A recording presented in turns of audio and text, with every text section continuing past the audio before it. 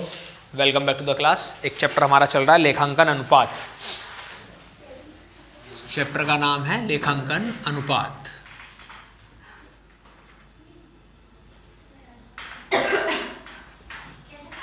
और इसको बोलते हैं अकाउंटिंग रेशो। इसको रेशो एनालिसिस भी बोलते हैं ना। और इसका हमारे पास थर्ड वाला पार्ट चल रहा है। और थर्ड वाला पार्ट कौन सा था? आवर्त या क्रियाशीलता अनुपात।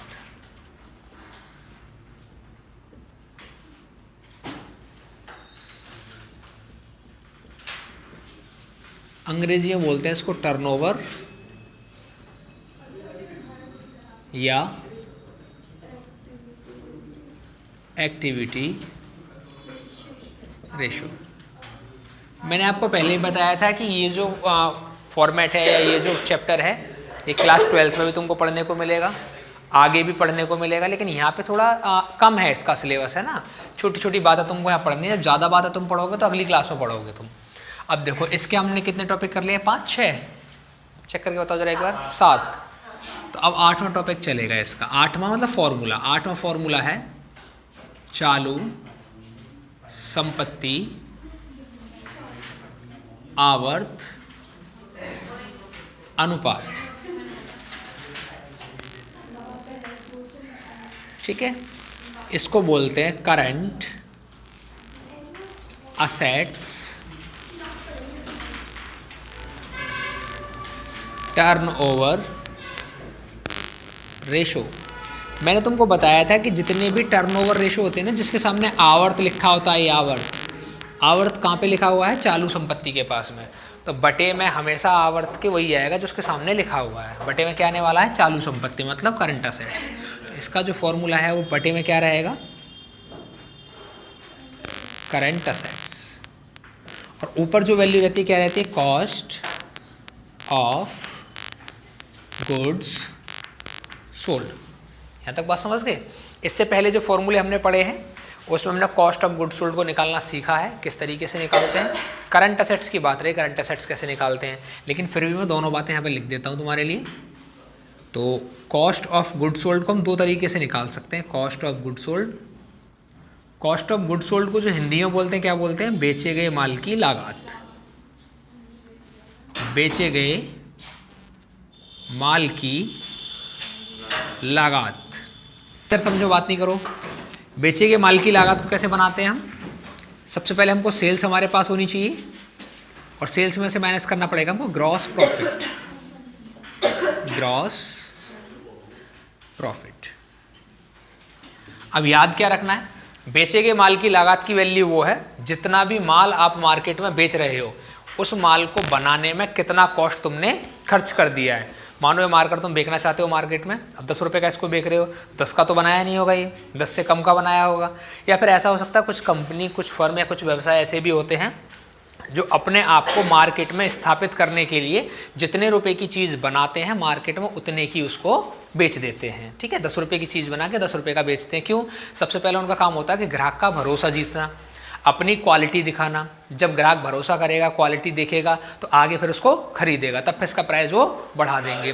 तो जिस भी चीज़ को आप मार्केट में बेच रहे हो उसको बनाने में आपने कितना रुपया खर्च कर दिया है, वही क्या है? बेचे गए माल की लागत है, कॉस्ट ऑफ गुड्स सोल्ड होने वाला है। ठीक है, बनाते कैसे हैं? सेल्स में से अगर ग्रॉस प्रॉफिट को माइनस करोगे तो कॉस्ट ऑफ गुड्स सोल्ड तुम्हारा बन जाएगा। कहने का मतलब 10 रुपये में अगर चीज़ बेच रहे हो और 2 रुपये का इसमें प्रॉफिट है तो प्रॉफिट को हटा दो, कितने बचे? 8 रुपये बचे। और 8 रुपये जो वो कॉस्ट ऑफ गुड्स सोल्ड रहने वाली है। इसका दूसरा तरीका भी है कॉस्ट ऑफ गुड्स सोल्ड निकालने का। वो दूसरा तरीका क्या है? ओपनिंग स्टॉक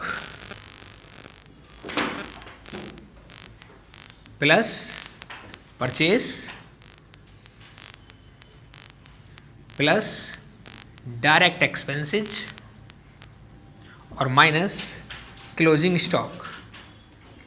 ये डिपेंड करेगा कि क्वेश्चन में क्या क्या वैल्यू तुमको दी हुई है।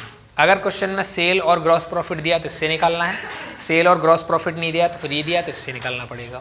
अब कभी कभी क्वेश्चन में दोनों ही नहीं दिए होते हैं, ना तो सेल दिया है ना ग्रॉस प्रॉफिट, ऐसे कुछ नहीं दिया है तुमको निकालने के लिए, तो ये फॉर्मूला थोड़ा सा चेंज हो जाएगा। इसकी जगह पे आप ये वाला फॉर्मूला लगा सकते हैं, net cell upon current assets. बताओ बात आ गई समझ में? यहाँ तक जब भी तुमको कॉस्ट ऑफ गुड्स सोल्ड नहीं निकाल पा रहे हो, बेचे गए माल की लागत नहीं निकाल पा रहे हो, तो जितनी भी बिक्री है ना, उस बिक्री से आप फॉर्मूला सॉल्व कर सकते हैं। नेट सेल का मतलब क्या होता है? सेल्स में से सेल्स रिटर्न को घटाना। क्लियर है यहाँ तक बात? अब बातें आती है करंट असेट्स कौन सी होती हैं, इनके बारे में समझो। क्या है करंट असेट्स? हिंदी में इसको बोलते हैं चालू संपत्ति। चालू संपत्ति। अब चालू संपत्ति वो सभी संपत्ति हैं जिनको एक स्थान से दूसरे स्थान पर तुम आसानी से ले जा सको, ये चालू संपत्ति है। दूसरी बात क्या है?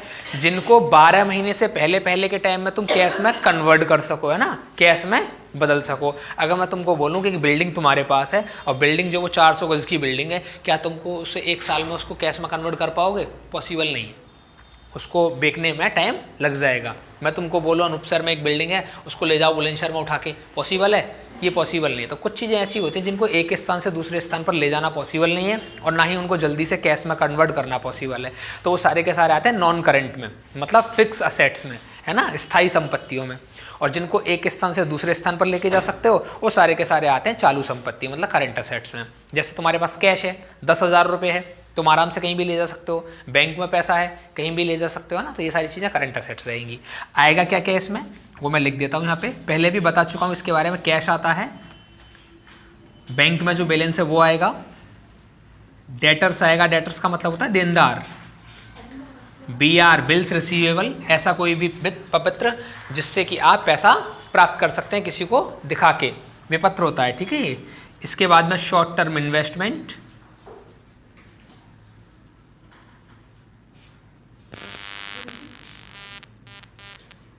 ठीक है। इस टाइप की जो वैल्यू तुम्हारी रहेंगी, इसमें स्टॉक भी होता है, प्रीपेड भी होता है। प्रीपेड का मतलब समझते हैं, कोई भी पैसा ऐसा जिसका तुमने पहले ही भुगतान कर दिया है। तो ये सारी वैल्यू इस फॉर्मूले में रहेंगी, समझ गए। डिपेंड करेगा क्वेश्चन पे, क्वेश्चन में क्या क्या तुमको दिया हुआ है। अब इसको क्वेश्चन से समझो, कैसे इसको सॉल्व कर पाएंगे। अब मैंने इधर लिखा एक फर्म की कुल बिक्री 10 लाख रुपए है,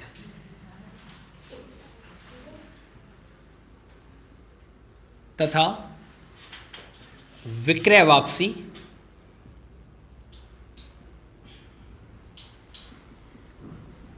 1 लाख रुपए की है।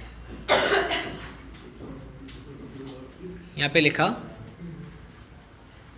फर्म की चालू संपत्ति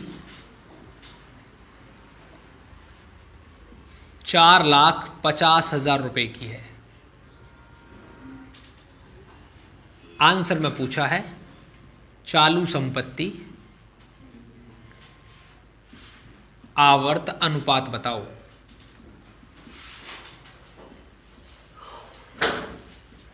ठीक है, जब भी आप क्वेश्चन सॉल्व करेंगे तो सारे क्वेश्चन आपको एक जैसे दिखते हैं। आपको याद क्या रखना है कि पूछा क्या गया है। इसमें पूछा है चालू संपत्ति आवर्त अनुपात। तो सबसे पहले हमको सॉल्यूशन में इसका ही फॉर्मूला रखना पड़ेगा, और इसका फॉर्मूले के लिए लिखना पड़ेगा करंट असेट्स टर्नओवर रेशो। अब करंट असेट टर्नओवर रेशो जरूरी नहीं आप अंग्रेजी में इसको लिखेंगे, आप हिंदी में भी लिख सकते हैं। अंग्रेजी में नहीं समझ में आता है तो लिखेंगे क्या इसको, cost of goods sold divide by current assets. अब चेक करना पड़ेगा क्वेश्चन में क्या क्या है। करंट असेट्स क्वेश्चन में है, चालू संपत्तियां। Cost of goods sold question में नहीं है, निकालना पड़ेगा। निकालने के दो तरीके हैं, आपको सेल्स दी होनी चाहिए और ग्रॉस प्रॉफिट दिया होना चाहिए। क्वेश्चन में सेल्स तो है, ग्रॉस प्रॉफिट नहीं दिया, फॉर्मूला फेल हो गया। Opening stock, purchase, direct expenses ये भी नहीं है।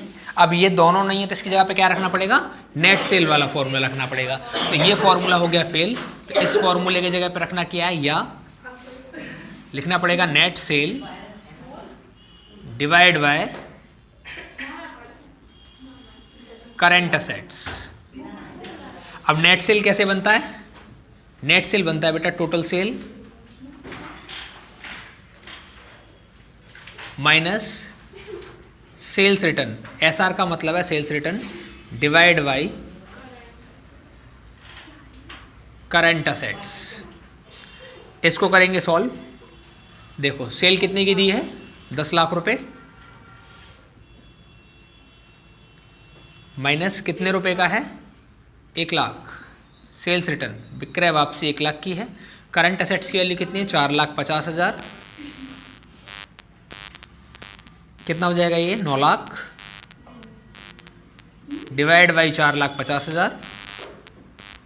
दोनों का भाग लगाएंगे, 3 जीरो से 3 जीरो कट जाएंगी, इससे जीरो कटे कितना बचेगा, 90/45। 45 का भाग अगर 90 में लाएंगे तो कितना आएगा, 2। ये हो जाएगा 2 टाइम, 2 गुना। बताओ बात समझ में आ गई इस क्वेश्चन की? ठीक है, करो जल्दी से नोट डाउन। नंबर 9 है अब। इस फॉर्मूले का नाम है कार्यशील पूंजी अनुपात।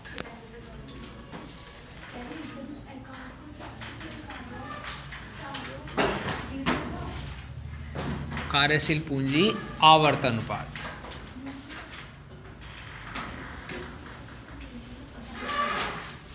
लिखेंगे कैसे इसको, वर्किंग कैपिटल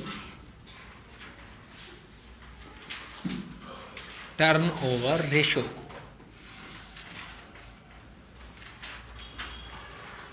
ये फॉर्मूले का नाम है।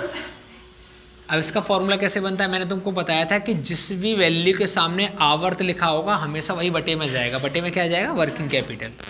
तो लिख दो बटे में वर्किंग कैपिटल।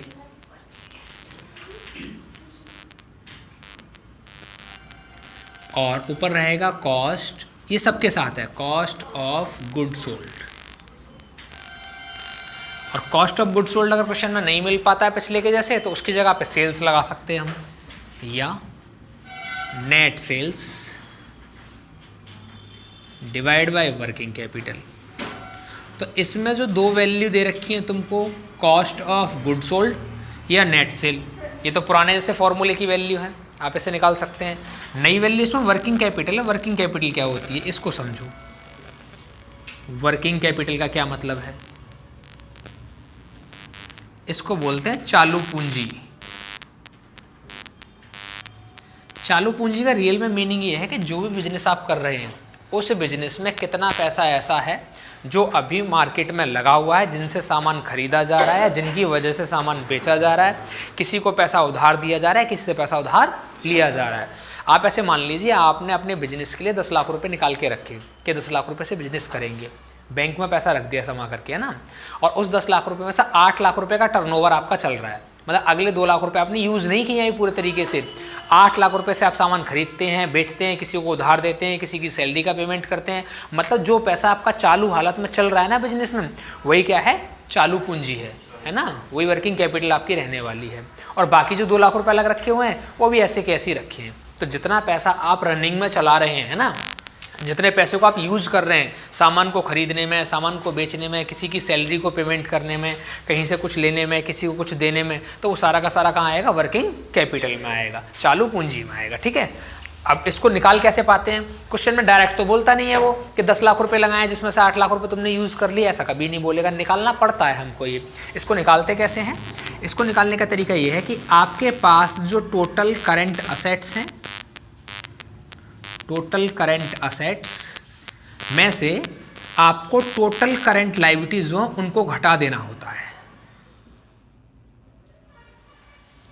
जो टोटल करेंट असेट्स हैं उसमें से टोटल करेंट लायबिलिटीज को घटा दो। टोटल करेंट असेट्स को हिंदी में बोलते हैं कुल चालू संपत्ति,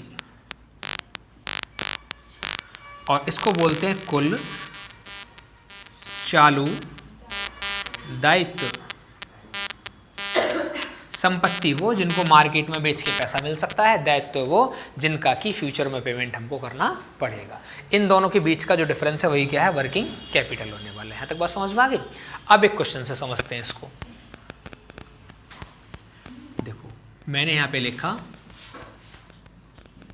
एक फर्म की बिक्री 6 लाख रुपए है तथा इसका लाभ 10% है। फर्म की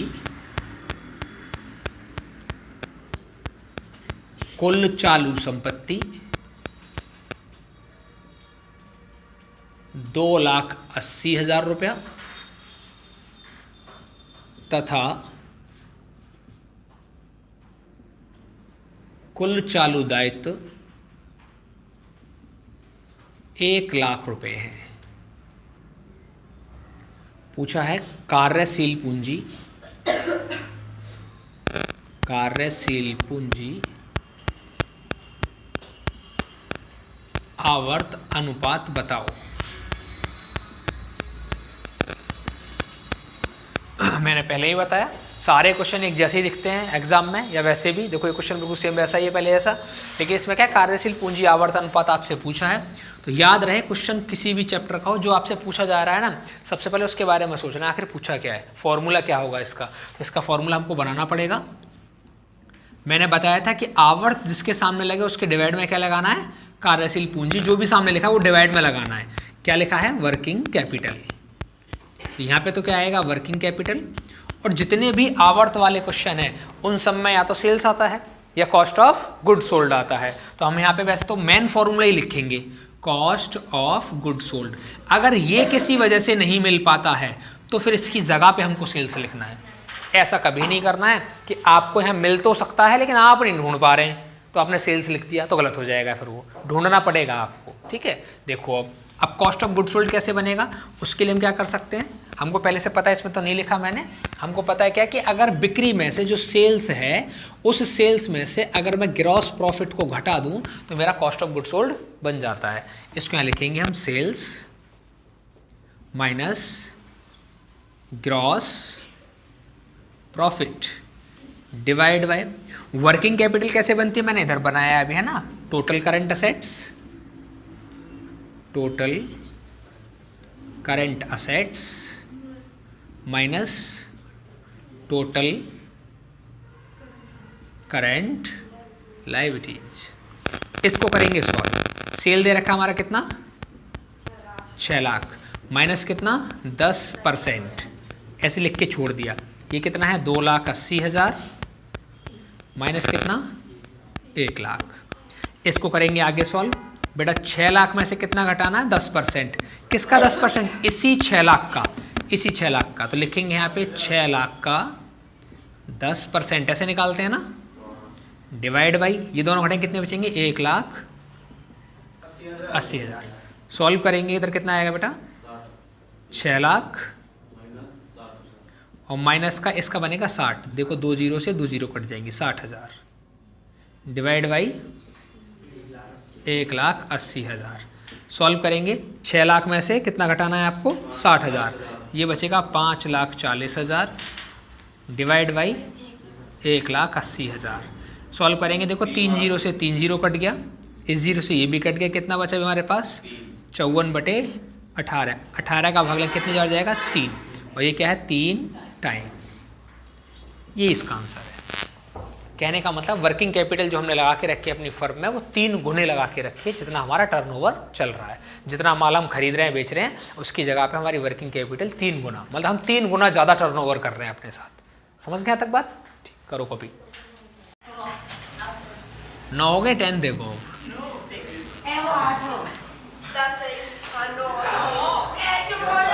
देखो नया है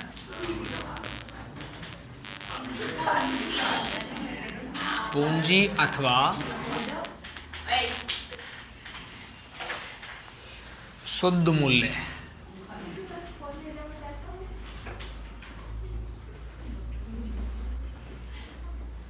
आवर्त अनुपात, इसको बोलते हैं कैपिटल, या शुद्ध मूल्य को बोला जाता है net worth, turnover ratio.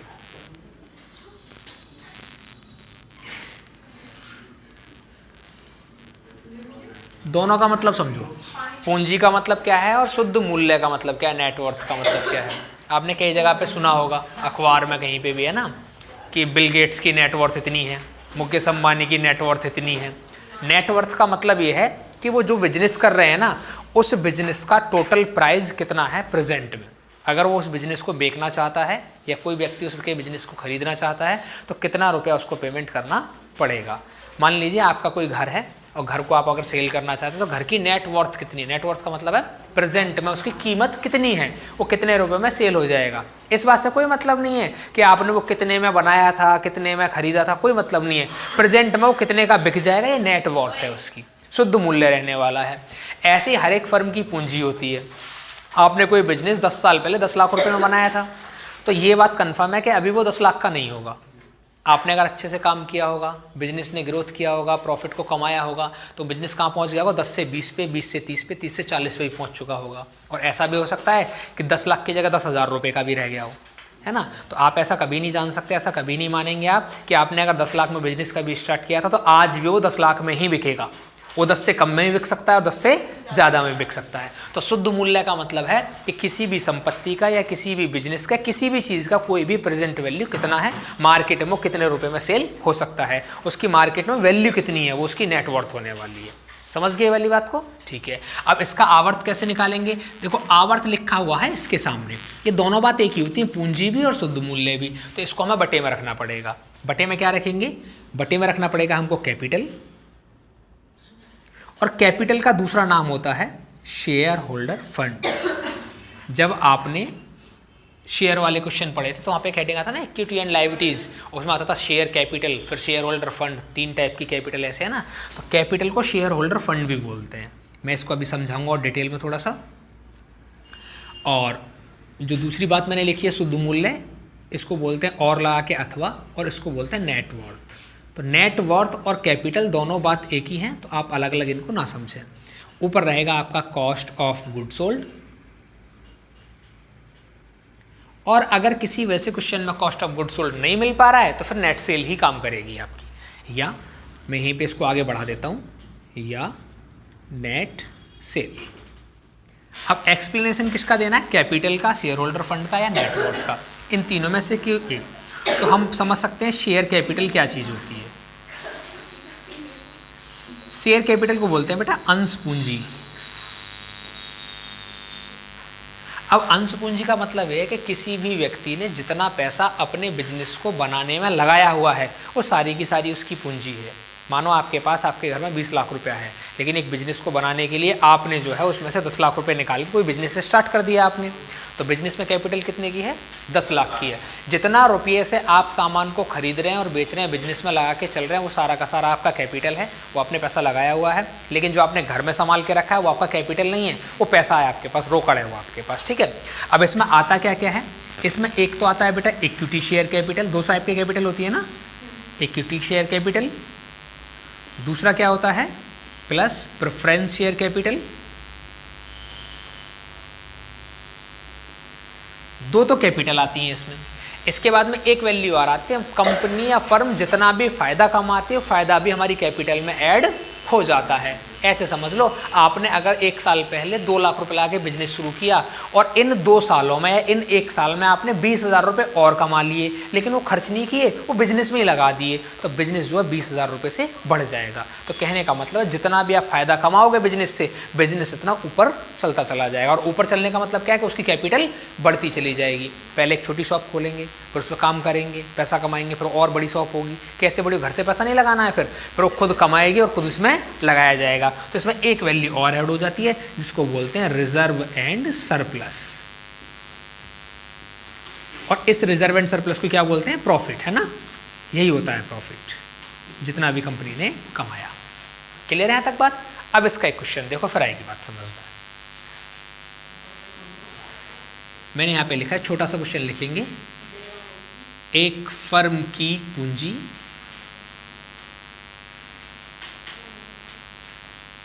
10 lakh रुपए है तथा इसका सामान्य लाभ 2 लाख रुपए है तथा बेचे गए माल की लागत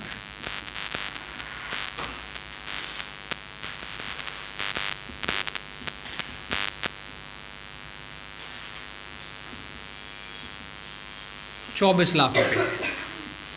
पूछा है आपसे पूंजी या शुद्ध मूल्य आवर्तन अनुपात बताओ।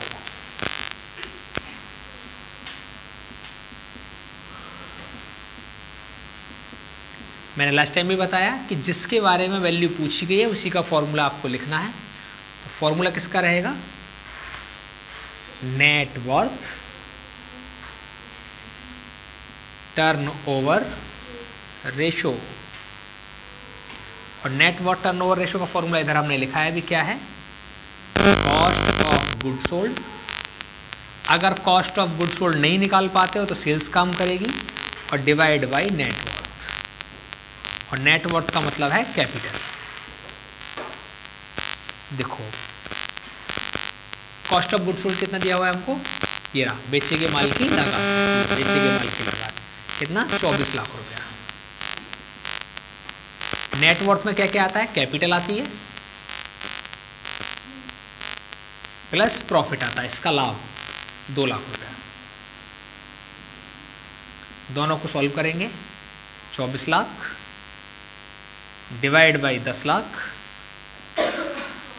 प्लस 2 लाख, कुल मिला कितना हो गया ये? 24 lakh divide by 12 lakh. Total मिला के हो गया ये 2 3 जीरो से 3 जीरो काटेंगे हम, इससे ये तो कितना आएगा? 24/12 तो कितना आया? 2 टाइम। कहने का मतलब है इसका जो नेट वर्थ है वो 2 टाइम है हमारे पास। बताओ समझ में आ गया बात? ठीक है, एक लास्ट और बचा है, स्कोर करो फिर काम खत्म।